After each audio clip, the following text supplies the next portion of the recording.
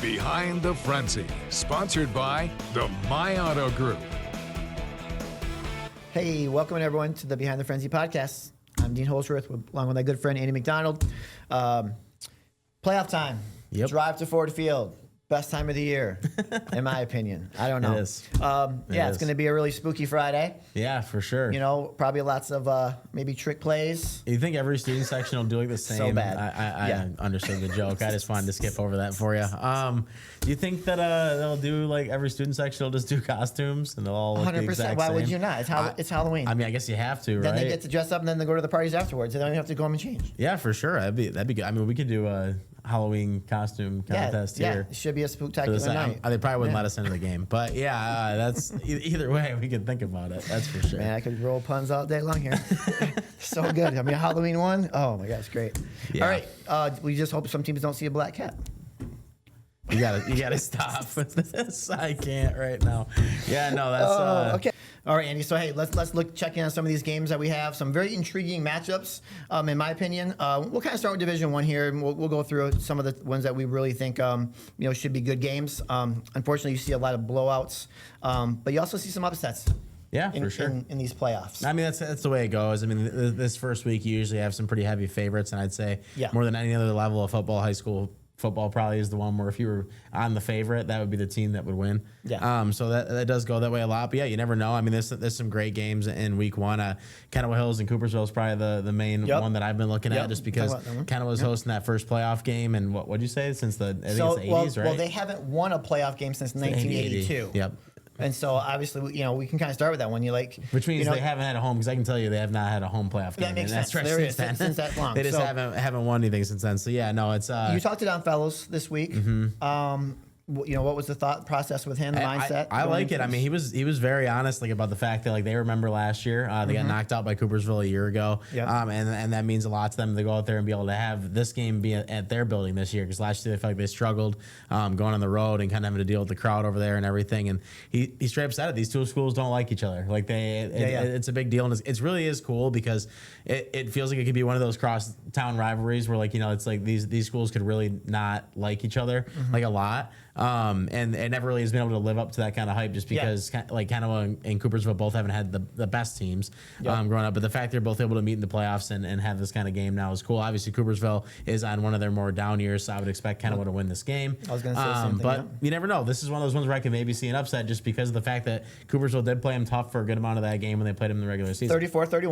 I was going to bring that up. So a very close game, kind of back and forth for a while until Kennewill Hills pulled away at the end. But and that's on Coopersville's mind too. They're thinking to themselves, if we get this win, we're going to absolutely rip their heart out, and that's going to be big for them. So yeah, I wouldn't be surprised if Coopersville was able to pull it off. But I just think right now Kennewill's got way too much going for them. I think that this is the year. This is the year they finally get that playoff win and move on. It's always interesting. I always feel like to beat a team twice, right? Yeah. When you have a rematch, and you kind of look at Division I and Granville Rockford.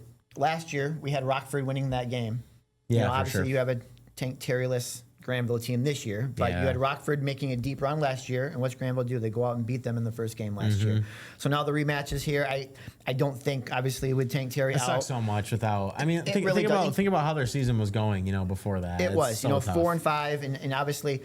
I got to give Granville some love, though, because they played Hudsonville tough last week. Yeah. And they were leading that game for a little bit, and, some calls went, different ways, and obviously Hudsonville made the plays at the end to win that game, but, Granville put up a fight, and I think that's going to help them, against Rockford, and then them knowing, hey, we knocked you off last year. We could do it again. Yeah, no, for sure. Again, that's the kind of thing you think about in sports all the time, is sometimes the mentality. Some of those players coming back that played for Rockford in that game last year, if something goes wrong early in that game, it could get to them a little bit. So you never know. I think that Rockford is too powerful the way they've been playing since the start of the. I mean, they've really, really come on as the season's moved along. Yeah, which you would kind of expect any group under Brent to do. But it's I think it could be a close game than people think. But it feels like it's just really has ripped the life out of Granville since they lost Terry, and it's tough to see, because we were talking about them at the beginning of the year as maybe being one of the teams that could surprise a lot of people and make it to a state championship or do something along those lines, and that's terrible. Because high school sports,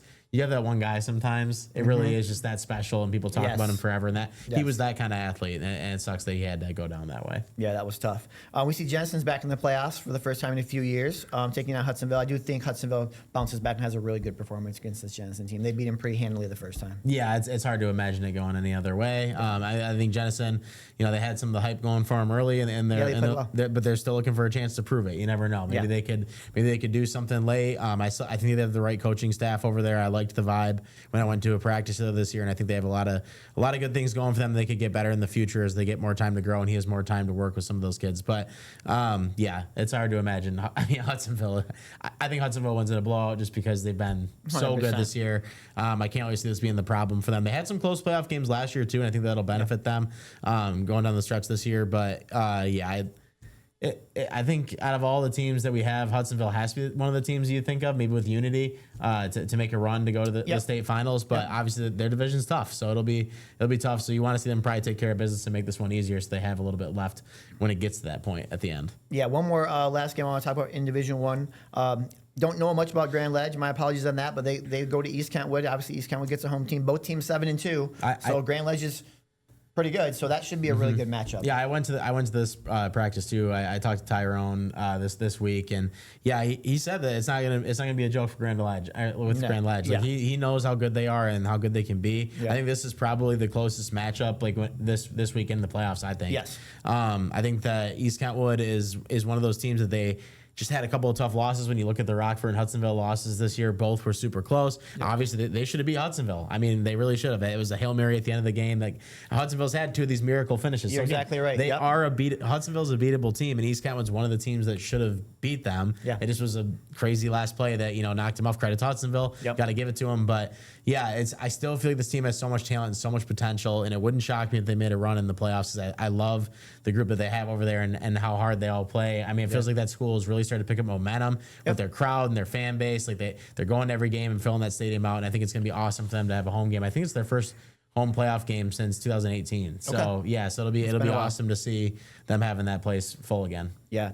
All right, let's jump to Division 2, Andy. Obviously, a big Muskegon rivalry. Mona Shores goes to Muskegon. Mona Shores has had kind of a down year. Muskegon's back in the playoffs after missing it for the first time since 1999, I believe, last year. Muskegon got their tails kicked in a little bit last week down against Cincinnati Moeller, but I kind of expect a bounce back from them. Yeah, it's a tough time to have a loss like that, I guess, because it really felt like Muskegon really had turned the corner. It felt like they had gotten past the early season where you were kind of questioning, like, oh boy, is Shane really going to have a tough time getting this group, to make it to the playoffs and kind of get things going on the right track for how Muskegon expects themselves to play. I don't think that game is anything to look at last week as a reason that they'll lose this week. I think Muskegon is in complete control, and they'll make a little bit of a run in these playoffs. I think they'll have a tough time getting back to the state finals, but I think that this group has enough talent to get through this week pretty easily. Yeah. Another interesting Division 2, Byron Center, such a tough start, such a tough schedule, but they've really, really been playing well. They finished 6-3, and they host Portage Northern, which has had a great season as well. Yeah, for sure. It's hard to Portage Central, right? No, Portage Northern plays Byron Center. Sorry. For sure. Sorry, I was looking at the first one. Yeah, you're good. Byron Center, I mean, they've had a good season, but I don't think it's going to be. They haven't really been able to get the huge win when they needed it. Yep. I think that Portage Northern will probably get them here, but again, it's weird when it's like two different sides of town like that. You don't really know what to expect sometimes. So a lot of things could happen in that game, but I would take Portage Northern in the end. But yeah, Portage Central is the team that I was thinking of when we were looking at it first. Man, I don't see a way that the team that was letting up 0 points. They have to be the favorite in Division 2, right? You would think so. If we're looking at teams to go deep in the playoffs and potentially get to Ford Field, Portage Central has to be up there. Yeah, for sure. Again, it's all probably dependent on where you play. Maybe people think that their schedule's a little lighter than some other areas around the state. Yep. But 9-0. Allowing that little points. I mean, it's the one thing that makes you a little nervous when it comes to having such a dominant season is what happens when you face a little bit of adversity when it matters the most. And we'll see how they're able to handle that. It'll be interesting because I'm sure they'll have a close game or two in these playoffs if they do make it that far. So it'll be interesting, but this isn't the one. They're gonna roll. They're gonna move on to next round. I'm pretty confident in that one. I'm gonna go against you real quick. I do think obviously Byron Center lost a lot of experience from their state finalist team last year, but I do think that playoff experience with the coaches and some of those guys coming back, I think it's going to be a benefit for Byron Center. I think Byron Center does get that win, a close win. For sure. That one. So, all right, Division 3. We already talked about Coopersville, Kennewick Hills. Both Zeeland West and Zeeland East obviously also made the playoffs again. But what I want to talk about in Division 3 is TK and Hastings. And it's interesting to me. I was there for the season opener, and these two teams played each other. And Hastings won on a last-second field goal. Wow. So I think a lot of motivation for TK. That's an awesome first-round matchup. It is. Wow. It really is. You play in the season opener, now you got first playoffs, and you have a chance at redemption. Yeah. I like that. And Hastings has been playing well for the past 3-4 years. No, for sure. They've definitely had a good program. It's been moving in the right direction. I expect that game to be just as close. You don't have a game that goes that way the first time you play, and it usually turns into a blowout the next time, especially in a 100%. scenario where they're in the playoffs and it means everything. So, I see that one being close all the way to the finish. That's for sure. Yep. Okay, Division 4. I think we've talked about Union Christian being the favorite. Howland Christian, they should have no trouble with Howland Christian. No. The other side is that is Spring Lake and Godwin Heights. Godwin Heights 7-2. Just we've talked about them, That's a fun matchup. lot lately, and Spring Lake obviously is good. That will be a fun match. I think that will be a very competitive game. We'll see how Godwin kind of handles the bright lights of the playoffs. Yeah, for sure. I'm gonna keep sticking with Godwin Heights. I think that's I think they're gonna get this win and surprise a lot of people, because I think people are still picking Spring Lake. They've been a team that's won in the playoffs in the past. Yep. They've made some runs at least to get kind of close to moving on to Ford Field. So I think a lot of people will pick that.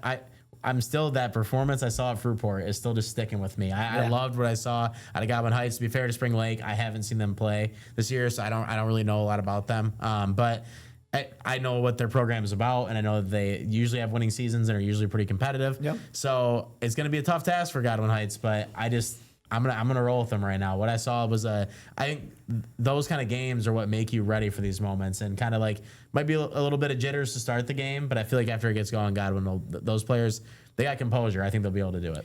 And I think last week, was a good test for them. They lost the OK Silver title, losing to Belding last week. So I think there's some motivation there. Like, hey, we want to come back and prove that we are a good team and maybe win a couple games in the playoffs. Yeah, for sure. So South Christian, one of their down years for South Christian. They go play undefeated Portland.